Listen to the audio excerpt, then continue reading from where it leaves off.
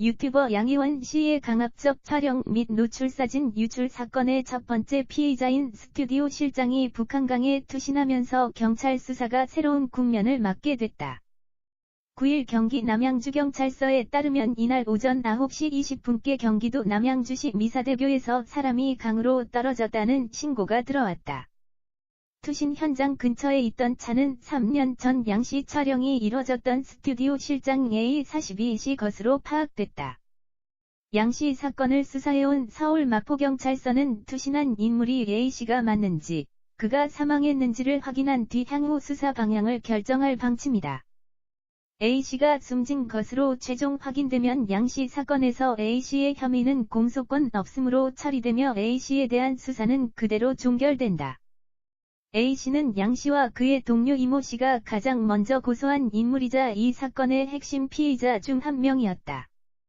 그의 혐의가 명백히 밝혀지지 않은 상황이기는 하나 경찰은 A씨를 제외해도 현재 6명에 달하는 다른 피의자들에 대한 수사를 이어가는 데는 무리가 없다고 보고 있다. 다만 양씨 사건에 얽힌 A씨의 혐의 유무는 앞으로 미제로 남을 가능성이 커지게 됐다. 경찰은 지난 2일 촬영회 당시 촬영자들을 모집한 최모 45씨를 양씨에 대한 강제추행 등 혐의로 구속해 조사 중이다.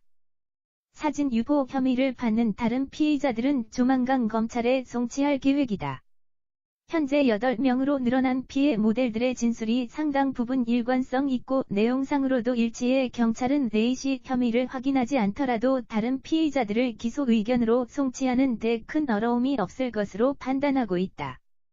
한편 A씨의 차 안에서는 억울하다는 내용의 유서가 나왔다. 그는 한 장짜리 유서에서 경찰과 언론에 대한 억울함을 토로한 것으로 알려졌다. 그는 자신이 하지 않은 일이 사실로 받아들여지는 것이 너무 억울하다는 심경을 유서에 담은 것으로 알려졌다. 또 자신은 추행을 절대 하지 않았는데 수사는 모델들의 거짓말에 의존해 이뤄졌고 관련한 언론 보도도 왜곡 과장됐다고 적었다고 전해진다. A씨는 지금까지 총 5차례 경찰 조사를 받았고 이날 오전 마포서에서 6번째 조사를 받을 예정이었으나 출석하지 않았다. 양씨는 3년 전 A씨가 운영하던 서울 마포구 합정동 스튜디오에서 사전에 합의 없이 노출 촬영을 요구받고 추행도 당했다며 지난 5월 페이스북에 글을 올렸다.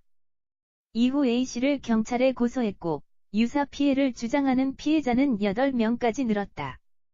하지만 A씨는 당시 양씨와 주고받은 메신저 대화 내용과 계약서 등을 근거로 추행이나 촬영 강요는 없었다면서 양씨를 무고와 명예훼손 혐의로 맞고소했다.